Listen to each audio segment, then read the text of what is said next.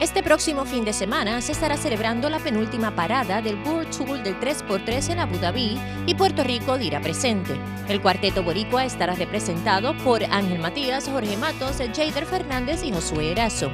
Aunque ya todos los integrantes tienen experiencia en este escenario, cada torneo representa un reto distinto. Pues este evento que vamos a estar leyendo en Abu Dhabi es un World Tour, lo que se conoce como World Tour. Están los Challengers, están los World Tour y está la final del World Tour, que también la hacen en Dubái, más o menos en la fecha de diciembre.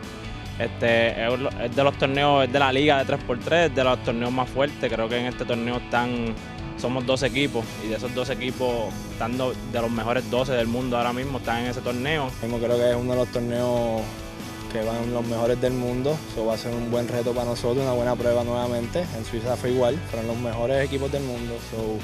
Esperamos la misma expectativa, ¿verdad? Meternos hasta la final si es posible y dejarnos sentir como siempre. Para Ángel Matías y Jorge Matos, el grupo se encuentra en condiciones óptimas para realizar una gran labor.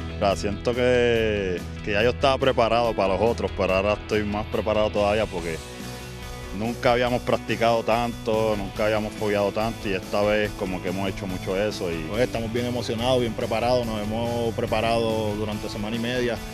Hemos tenido algunos juegos que creo que vamos más que preparados, estamos listos, ready para el evento. Los logros obtenidos por los boricuas en esta modalidad han sido grandes.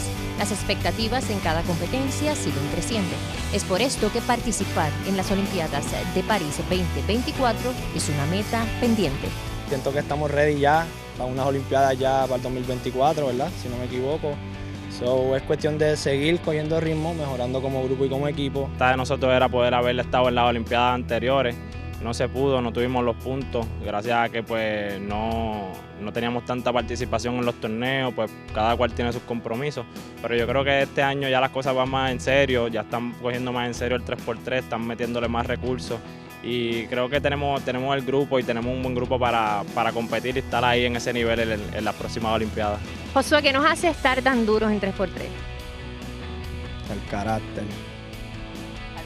El corazón con el que jugamos. La pasión que le metemos al juego. Estamos muy duros.